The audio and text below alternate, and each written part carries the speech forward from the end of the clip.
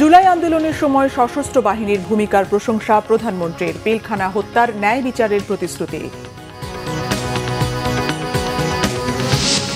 ঢাকা উত্তর দক্ষিণ ময়মনসিংহ আর বরিশাল সিটিতে হামের টিকাদান শুরু। দেশে 24 ঘণ্টায় আরও 10 শিশুর মৃত্যু। ডেঙ্গু রোধেও প্রস্তুতির তাগিদ স্বাস্থ্যমন্ত্রীর। জ্বালানি তেল নিয়ে কমেনি ভোগান্তি। পাম্পগুলোতে দীর্ঘ লাইন। গ্রাহকদের ক্রুড অয়েল সংকটে বন্ধ হবার শঙ্কায় রাষ্ট্রীয় তেল শোধনাগার ইস্টার্ন রিফাইনারি। আপাতত ভোক্তা পর্যায়ে বাড়ছে না ভোজ্য তেলের দাম, জানিয়েছেন বাণিজ্য মন্ত্রী। তেল ব্যবসায়ীদের সাথে বৈঠক।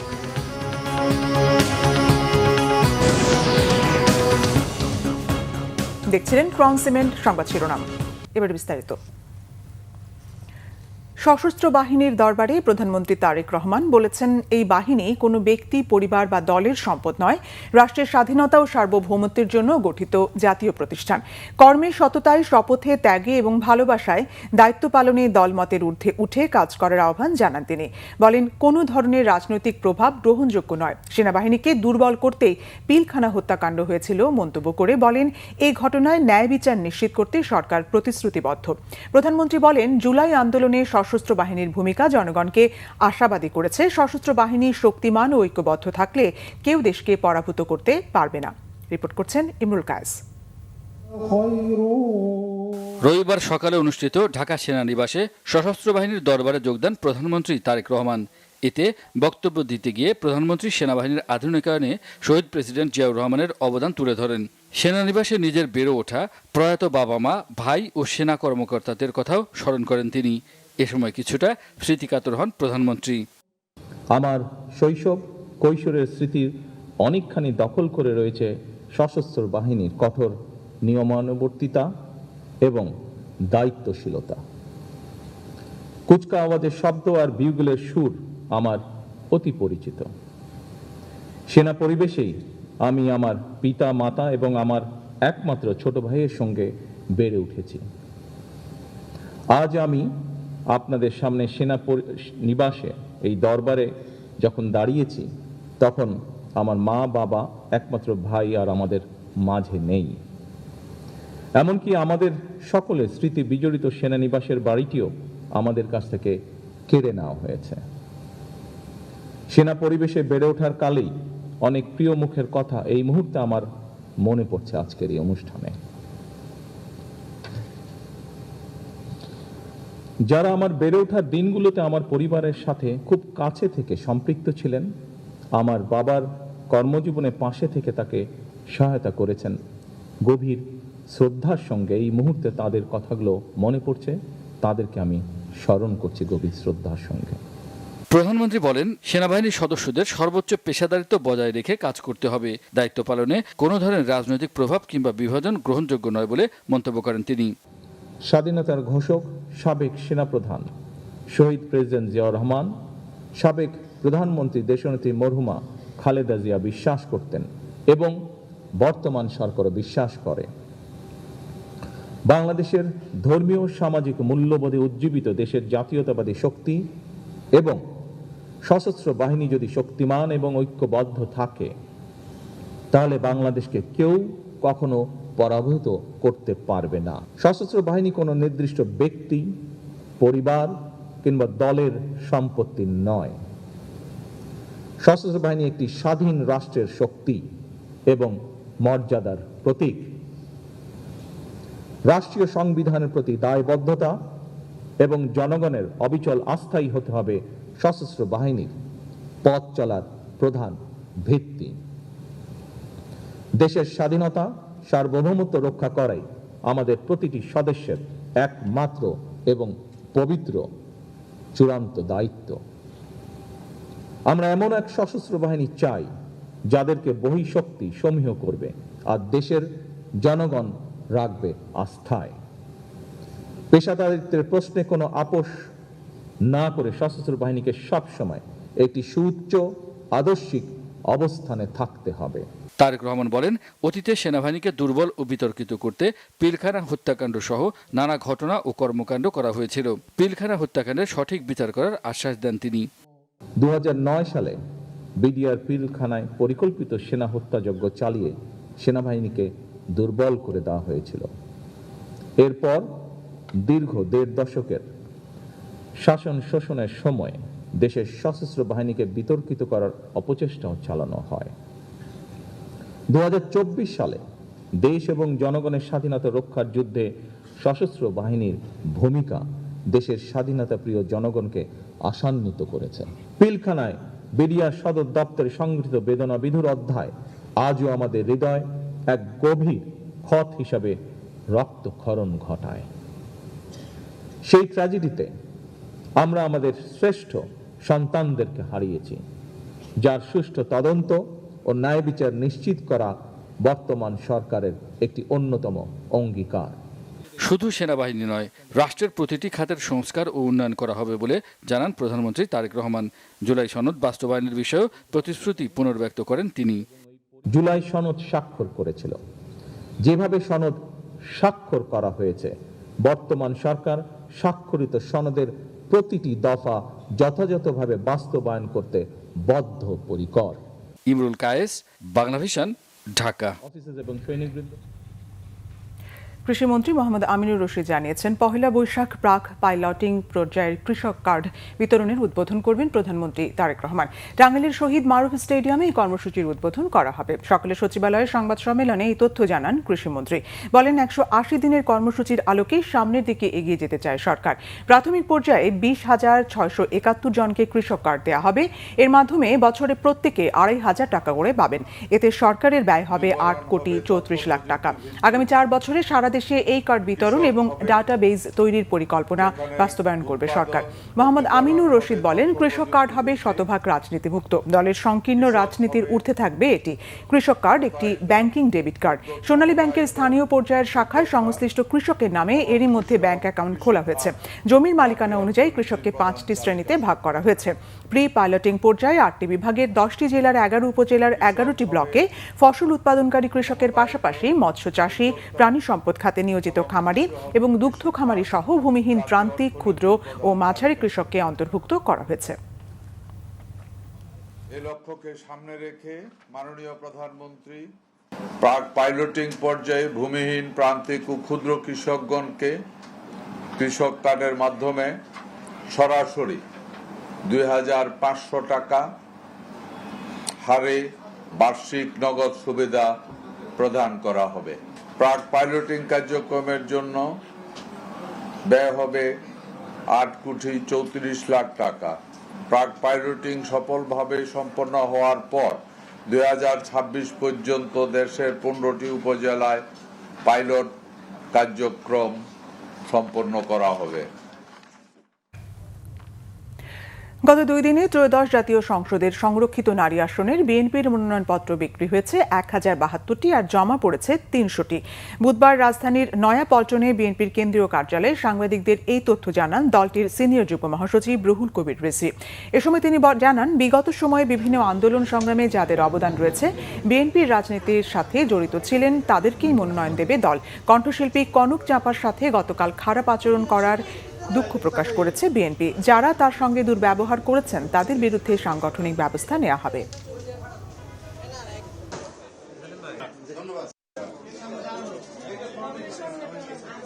আমরা আশা করি যে যারাই এখানে দিয়েছেন, ফর্ম কিনেছেন এবং যারা জমা দিবেন, প্রত্যেকেই দলের অত্যন্ত, আমি মনে করি, বিশ্বাস করি যে নিবেদিত প্রাণ। তাদের আন্দোলন সংগ্রামে অনেক অবদান আছে। রাজপথে তারা পরিশ্রম করেছেন, নিপীড়িত হয়েছেন, নির্যাতিত হয়েছেন। বেশিরভাগ তারাই আসছেন, তারাই নিচ্ছেন বলে আমি মনে করি। শিক্ষামন্ত্রী আনাম এহসানুল হক মিলন বলেছেন, পরীক্ষা কেন্দ্রের বাথরুমে নকল পাওয়া গেলেও দায়ভার কেন্দ্র সচিবকেই নিতে হবে। সকালে রাজধানীর আজিমপুর গার্লস স্কুল অ্যান্ড কলেজে এসএসসি পরীক্ষার কেন্দ্র সচিবদের সঙ্গে মতবিনিময় সভায় শিক্ষামন্ত্রী বলেন, ২০০৬ সালের শিক্ষা ব্যবস্থা যদি ফলো করা হতো তাহলে শতভাগ শিক্ষার্থীদের পাশ করার কথা। প্রথম প্রয়োজন ১৯৮০ সালে যে নকল প্রতিরোধ আইন হয়েছিল সেটি আধুনিকায়ন করা। নকলের মডেল পরিবর্তন হয়েছে, এখন নকলে সহযোগিতা করছেন শিক্ষকরা। পরীক্ষার খাতা যথাযথভাবে মূল্যায়ন না করার মাধ্যমে শিক্ষকদের দ্বারা নতুন মডেলের নকল করানো হয়েছে। বিগত দিনের কথা বলতে চান না উল্লেখ করে এহসানুল হক মিলন বলেন, সবাই মিলেই এবার শিক্ষা ব্যবস্থা পরিবর্তন করতে হবে। ফেনীতে পুলিশের গুলিতে নিহত যুবদল নেতা হারুনুর রশিদের পরিবারের জন্য বাড়ি নির্মাণের উদ্যোগ নিয়েছে বিএনপি। প্রধানমন্ত্রী তারেক রহমানের পক্ষ থেকে এই সহায়তা দেওয়া হচ্ছে। রবিবার ফেনী সদর উপজেলার ফরহাদনগরের জগৎজীবনপুর এলাকায় বাড়ির নির্মাণ কাজের উদ্বোধন করা হয়। বিএনপির পক্ষ থেকে আমরা বিএনপি পরিবার এর আয়োজনে অনুষ্ঠানে প্রধান অতিথি ছিলেন সংগঠনের উপদেষ্টা আবুল কাশেম। এ সময় জেলা ও উপজেলা বিএনপি এবং অঙ্গ সংগঠনের বিভিন্ন পর্যায়ের নেতাকর্মীরা উপস্থিত ছিলেন। অনুষ্ঠান শেষে নিহত হারুনুর রশিদের আত্মার মাগফিরাত কামনায় দোয়া ও মোনাজাত হয়। মোনাজাত পরিচালনা করেন জেলা যুবদলের সদস্য সচিব নঈমুল্লাহ চৌধুরী বরাত। নিহত নেতার পরিবারের পাশে দাঁড়ানোর এই উদ্যোগকে ইতিবাচক হিসেবে দেখছেন স্থানীয়রা। 2013 সালের 4 ডিসেম্বর রাজনৈতিক সহিংসতায় হরতালের সময় মিছিলে পুলিশের গুলিতে নিহত হন যুবদল নেতা হারুনুর রশিদ। হামির প্রাদুর্ভাব মোকাবেলায় ঢাকা উত্তর, দক্ষিণ এবং ময়মনসিংহ ও বরিশাল সিটি কর্পোরেশনে শুরু হয়েছে হাম রুবেলা টিকাদান কার্যক্রম। চলবে 20 এপ্রিল পর্যন্ত। এদিকে হামে আক্রান্ত হয়ে গত 24 ঘন্টায় দেশে আরও 10 শিশুর মৃত্যু হয়েছে বলে জানিয়েছে স্বাস্থ্য অধিদপ্তর। ঢাকায় নগর ভবনে স্বাস্থ্যমন্ত্রী সর্দার সাখাওয়াত হোসেন শিশুদের টিকাদান কার্যক্রম উদ্বোধন করেন। এ সময় তিনি বলেন, হাম রুবেলা রুখতে জনসচেতনতার বিকল্প নেই। টিকাদান কর্মসূচি সফল হলে হামের মরণ আঘাত ঠেকানো সম্ভব হবে।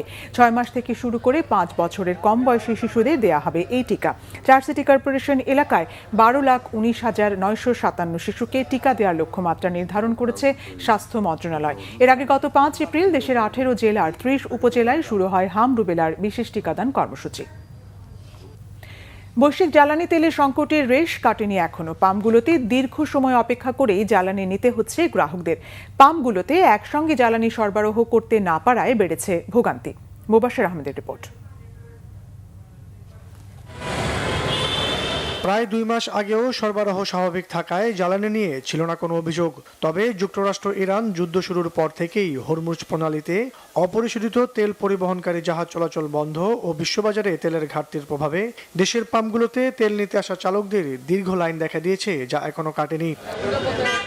দীর্ঘ সময় লাইনে অপেক্ষা করেই জ্বালানি নিতে হচ্ছে চালকদের। তবে তেল পাচ্ছেন সবাই, রয়েছে নানামুখী অভিযোগও। সকাল 6:30 বাজায় দাঁড়াইছি, এই যে এখন আসলাম। 2.5 ঘন্টা পরে আমি এই যে পাম্পে ঢুকলাম, এখনো নিতে পারি না। কষ্টটা পরিপূর্ণ লাঘব হতো ওরা যদি পরিপূর্ণ তেল দিত, কিন্তু এখানে তো রেশনিং চলতেছে। তারপরে নিচ্ছি, আমাদের প্রয়োজন যতটুকু নেই। আমরা সবাই এই ব্যাপারে কনসার্ন হই যে আমার প্রয়োজন অতিরিক্ত না নিয়ে আমি টাকা দিলেই স্লিপ দেয় কি আর ভিআইপি, সবাই ভিআইপি। আপনি আজকে টাকা দিবেন, ভিআইপি হয়ে যাবেন গা। সব লাইনগুলো এখান থেকে দিচ্ছিল, আমরা দাঁড়াইছি, এখন বন্ধ করে দিচ্ছি। আপৎকালীন পরিস্থিতি মোকাবেলায় তেলের মজুদ দীর্ঘ সময় ধরে রাখতে নির্দিষ্ট পরিমাণের বেশি তেল দিচ্ছে না পাম্পগুলো।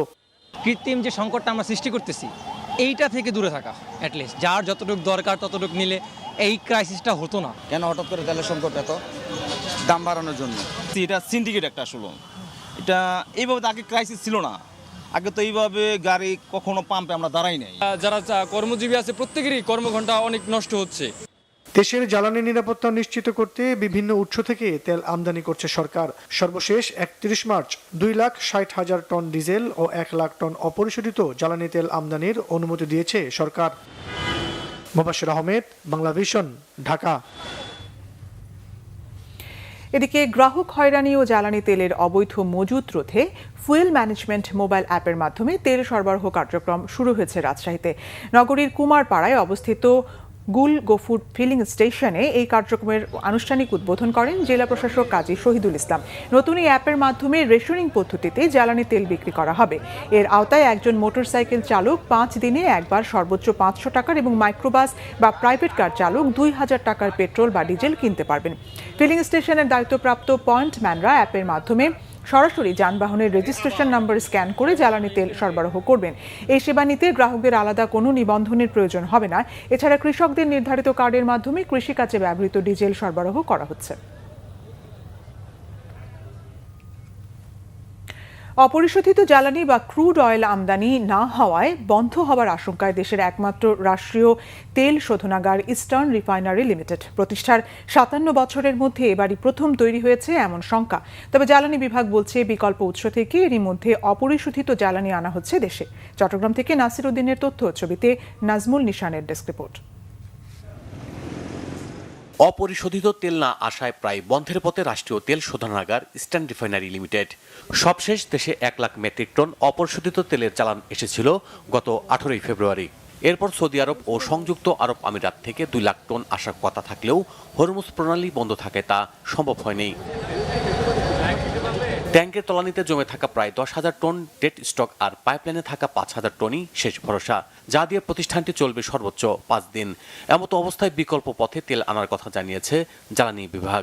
ক্যাবিনেটে একটা সিদ্ধান্তের জন্য পাঠিয়েছিলাম, সেটা অনুমোদনও হয়েছে যে এই ক্রুড অয়েলটা দিয়ে আমরা যদি এই 8 দিনের জন্য আগেই একটা ক্রুড অয়েলের কার্গো নিয়ে আসতে পারি, তাহলে রিফাইনারিটাকে আমাদের সচল রাখা যাবে। তো সেই প্রচেষ্টাটা আমাদের অব্যাহত আছে। বিকল্প অন্য বন্দর ব্যবহার করে আনতে হবে আর কি। সৌদি আরবেরই কিছু বন্দর আছে যেখান থেকে আনতে পারলে হরমুজটাকে অ্যাভয়েড করা যাবে। ইস্টার্ন রিফাইনারিতে সৌদি আরবের অ্যারাবিয়ান লাইট ক্রুড ও মারবান ক্রুড পরিশোধন করা হয়, তাই ক্রুড অয়েলের জন্য বাংলাদেশের সামনে নেই তেমন কোনো বিকল্প, জানালেন বিশেষজ্ঞরা। আমাদের ইস্টার্ন রিফাইনারি কিন্তু মধ্যপ্রাচ্যের ক্রুড ছাড়া অন্য কোনো ক্রুড কিন্তু প্রসেস করতে পারে না। বাট আদার কান্ট্রিতে যে সমস্ত রিফাইনারিগুলো আছে, সিঙ্গাপুর, মালয়েশিয়া, চায়না, তারা কিন্তু রাশিয়ান ক্রুড বা অন্য জায়গার ক্রুড কিন্তু প্রসেস করতে পারে। তারা কিন্তু তাদের জন্য ক্রুড অয়েলের বিকল্প অ্যারেঞ্জ করাটা সহজ। ইস্টার্ন রিফাইনারি যদি তারা চিন্তা ভাবনা করতো যে অনেক আগে থেকেই যে আমাদের দক্ষ জনশক্তি দিয়ে আর লেটেস্ট টেকনোলজি দিয়ে আমরাই সেটা পরিচালনা করব, আমরাই সেটা বাস্তবায়ন করব, সেটা সবচেয়ে ভালো ছিল। দেশে মোট জ্বালানির চাহিদায় 92% আমদানি করা হয়, আর বাকি 8% স্থানীয় উৎস থেকে পাওয়া যায়। রিফাইনারি বন্ধের আশঙ্কায় তাই দেখা দিয়েছে উদ্বেগ আর শঙ্কার। Bangla Vision news desk. ভোক্তা পর্যায়ে আপাতত ভোজ্য তেলের দাম বাড়ছে না বলে জানিয়েছেন বাণিজ্যমন্ত্রী খন্দকার আব্দুল মুক্তাদির। তিনি বলেন, দাম যাতে না বাড়ে সেটিকে অগ্রাধিকার দিয়ে পদক্ষেপ নেবে সরকার। সচিবালয়ে ভোজ্য তেলের সরবরাহ পরিস্থিতি নিয়ে ব্যবসায়ীদের সঙ্গে পর্যালোচনা বৈঠক শেষে তিনি জানান, ব্যবসায়ীরা ভোজ্য তেলের দাম বাড়ানোর প্রস্তাব দিয়েছে, এটি স্বাভাবিক। বাজারে কিছু কিছু ব্র্যান্ডের তেলের সরবরাহ কম রয়েছে বলেও স্বীকার করেন মন্ত্রী। তিনি বলেন, এমনিতেই দেশের মানুষ বৈশ্বিক পরিস্থিতিতে যুদ্ধসহ নানা কারণে শঙ্কার মধ্যে রয়েছে, তাই আপাতত কোনো পণ্যের দাম না বাড়ানোকে সরকারের লক্ষ্য হিসেবেও উল্লেখ করেন বাণিজ্যমন্ত্রী।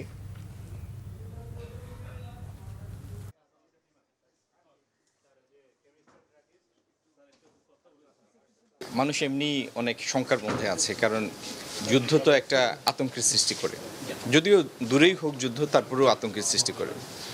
আমাদের প্রথম প্রায়োরিটি, অগ্রাধিকার হচ্ছে দেশে কোনো দ্রব্যের মূল্য যাতে না বাড়ে, ভোক্তা পর্যায়ে মূল্য বৃদ্ধি যাতে না ঘটে, সেটিকে অগ্রাধিকার হিসাবে নিয়েই আমরা পদক্ষেপ নেব। বাংলাদেশিদের জন্য শিগগিরই মালয়েশিয়ার শ্রমবাজার চালু হচ্ছে বলে জানিয়েছেন শ্রম এবং প্রবাসী কল্যাণ ও বৈদেশিক কর্মসংস্থান মন্ত্রী আরিফুল হক চৌধুরী। দুপুরে সিলেট জেলা প্রশাসকের সম্মেলন কক্ষে জেলা আইন শৃঙ্খলা কমিটির মাসিক সভা শেষে সাংবাদিকদের প্রশ্নের জবাবে মন্ত্রী এই তথ্য জানান। তিনি আরও বলেন, শুধু মালয়েশিয়া নয়, শ্রমবাজার খোলার জন্য বিভিন্ন দেশের সঙ্গে কাজ করছে বাংলাদেশ সরকার। প্রবাসী কল্যাণ মন্ত্রী আরও জানান, প্রবাসীদের ভিসার মেয়াদ বাড়ানোর কাজ করছে সরকার। ইরান যুদ্ধে নিহত বাংলাদেশিদের লাশ দেশে আনার ব্যাপারেও উদ্যোগ নেওয়া হয়েছে বলে জানান মন্ত্রী। বলেন, যারা দেশে আসতে চান না তাদের নিরাপত্তা নিয়েও প্রয়োজনীয় ব্যবস্থা নিয়েছে বাংলাদেশ সরকার। আমাদের মাননীয় প্রধানমন্ত্রীকে মালয়েশিয়ার প্রধানমন্ত্রী ব্রাদার হিসাবে অ্যাকশন করেছেন, এবং আমাদের মালয়েশিয়ার রুট অতদিন দীর্ঘদিন এই ফ্যাসিস্ট সরকারের সময় বন্ধ ছিল, এটা আস্তে আস্তে এগুলা খুব তাড়াতাড়ি এটা ওপেন হয়। শ্রমবাজারে শুধু মালয়েশিয়া কেন, আমরা সব দিকে কাজ শুরু করেছি মাননীয় প্রধানমন্ত্রীর নির্দেশে, তার নিজস্ব তত্ত্বাবধানে। দেশের বিভিন্ন জায়গার আরও কিছু খবর নিয়ে এবার একটি ডেস্ক রিপোর্ট। দীর্ঘদিন বন্ধ থাকা নীলফামারীর দারোয়ানি টেক্সটাইল মিলস দ্রুত চালুর আশ্বাস দিয়েছেন বাণিজ্য, শিল্প এবং পাট ও বস্ত্র মন্ত্রণালয়ের প্রতিমন্ত্রী মোহাম্মদ শরীফুল আলম। সকালে মিলটি পরিদর্শন শেষে এই আশ্বাস দেন তিনি। শিক্ষার গুণগত মান উন্নয়নে সেমিনার হয়েছে নারায়ণগঞ্জের রূপগঞ্জের তারাবো পৌর অডিটোরিয়ামে। এতে প্রধান অতিথি ছিলেন প্রাথমিক ও গণশিক্ষা প্রতিমন্ত্রী ববি হাজ্জাজ। সংখ্যালঘু হিন্দু সম্প্রদায়ের স্বার্থ সংশ্লিষ্ট বিষয়ে সংসদে জোরালো বক্তব্য রাখার আশ্বাস দিয়েছেন সংসদ সদস্য এস.এম. জিলানী। টুঙ্গিপাড়ার গোপালপুর ইউনিয়নের পঞ্চপল্লী মাধ্যমিক উচ্চ বিদ্যালয়ের মাঠে ইউনিয়ন যুবদলের কর্মী সভায় তিনি এই আশ্বাস দেন। সাতক্ষীরার কালীগঞ্জ উপজেলার মৌতলায় 1200 লিটার জ্বালানি তেল জব্দ করা হয়েছে। মৌতলা ইউপি চেয়ারম্যান মোহাম্মদ ফেরদৌস মোড়লের নিজ বাসভবন ও ব্যক্তিগত গোডাউনে তল্লাশি চালিয়ে এসব জ্বালানি তেল জব্দ করে জেলা প্রশাসন, র্যাব ও সেনাবাহিনী সমন্বয়ে গঠিত ভ্রাম্যমাণ আদালত। এ সময় তাকে 10,000 টাকা জরিমানাও করা হয়। আধুনিক উৎপাদন কলাকৌশল প্রয়োগে হাইব্রিড ধানের অধিক ফলন নিশ্চিতকরণ কর্মশালা হয়েছে মাদারীপুরে। ব্রাক সিড অ্যান্ড অ্যাগ্রো এন্টারপ্রাইজের উদ্যোগে সদর উপজেলার মোস্তফাপুর বহুমুখী উচ্চ বিদ্যালয়ের শ্রেণীকক্ষে কৃষকদের নিয়ে এই কর্মশালার আয়োজন করা হয়। বিনা নোটিশে আলু বীজের মূল্য কমানোর প্রতিবাদ এবং ন্যায্য মূল্য প্রদানের দাবিতে বগুড়ায় সংবাদ সম্মেলন করেছেন বিএডিসির বগুড়া জয়পুরহাট জোনের চুক্তিবদ্ধ আলু বীজ চাষিরা। স্থানীয় প্রেস ক্লাবে চাষিদের আয়োজনে এই সংবাদ সম্মেলনে লিখিত বক্তব্য পাঠ করেন আলু বীজ সরবরাহকারী কৃষক মাহবুবুর রহমান খান। এসএসসি এবং সমমানের পরীক্ষা সুষ্ঠুভাবে সম্পন্নের লক্ষ্যে প্রস্তুতিমূলক সভা হয়েছে জয়পুরহাটে। জেলা প্রশাসক আল মামুনের সভাপতিত্বে এতে বক্তব্য রাখেন অতিরিক্ত জেলা প্রশাসক জেসমিন নাহার, জেলা শিক্ষা অফিসার রুহুল আমিন সহ অনেকে। চাঁদপুরে মেঘনায় অবৈধ বালু উত্তোলনের প্রতিবাদে বিক্ষোভ করেছে স্থানীয় বাসিন্দারা। হাইমচর উপজেলার চরভৈরবী এলাকায় হাজিনগর মেঘনা নদীর তীরে এ কর্মসূচিতে শিক্ষক, ব্যবসায়ী, সাংবাদিক, রাজনৈতিক ব্যক্তি সহ বিভিন্ন শ্রেণী পেশার মানুষ অংশ নেন। কুষ্টিয়ার বাসিন্দা সানি শেখ সাগরের হত্যাকারীদের গ্রেফতার ও বিচার দাবিতে সংবাদ সম্মেলন করেছে নিহতের পরিবার। শহরের একটি হোটেলে সংবাদ সম্মেলনে অভিযুক্তদের দ্রুত গ্রেফতার করে দৃষ্টান্তমূলক শাস্তির দাবি জানান নিহতের বাবা-মা। গোপালগঞ্জে মাদক ব্যবসায়ী শেখ শহীদুল ইসলাম আকাশকে গ্রেফতার বিষয়ে প্রেস কনফারেন্স করেছেন পুলিশ সুপার মোহাম্মদ হাবিবুল্লাহ। জেলা পুলিশ সুপার কার্যালয় হলরুমে এ প্রেস কনফারেন্স হয়। জমি দখল করে প্রতিবেশীর ভবন নির্মাণের কাজ করার প্রতিবাদে সংবাদ সম্মেলন করেছেন ঝালকাঠির নলসিটি শহরের পূর্ব মালিপুর বিআইপি সড়কের বাসিন্দা ভুক্তভোগী শাহজাদি রোকসানা। নলসিটি প্রেস ক্লাবে সংবাদ সম্মেলনে তার পক্ষে লিখিত বক্তব্য পড়ে শোনান ভাতিজা Mehedi Hasan Shawon. Naznin Akter, Bangla Vision news desk. সংবাদ শেষ করব ক্রাউন সিমেন্ট শিরোনামগুলো আরেকবার জানিয়ে। জুলাই আন্দোলনের সময় সশস্ত্র বাহিনীর ভূমিকার প্রশংসা প্রধানমন্ত্রীর, পিলখানা হত্যার ন্যায় বিচারের প্রতিশ্রুতি। ঢাকা, উত্তর, দক্ষিণ, ময়মনসিংহ আর বরিশাল সিটিতে হামের টিকাদান শুরু। দেশে 24 ঘন্টায় আরও 10 শিশুর মৃত্যু। ডেঙ্গু রোধেও প্রস্তুতির তাগিদ স্বাস্থ্যমন্ত্রীর। জ্বালানি তেল নিয়ে কমেনি ভোগান্তি, পাম্পগুলোতে দীর্ঘ লাইন। গ্রাহকদের ক্রুড অয়েল সংকটে বন্ধ হবার শঙ্কায় রাষ্ট্রীয় তেল শোধনাগার ইস্টার্ন রিফাইনারি। আপাতত ভোক্তা পর্যায়ে বাড়ছে না ভোজ্য তেলের দাম, জানিয়েছেন বাণিজ্যমন্ত্রী। তেল ব্যবসায়ীদের সঙ্গে বৈঠক।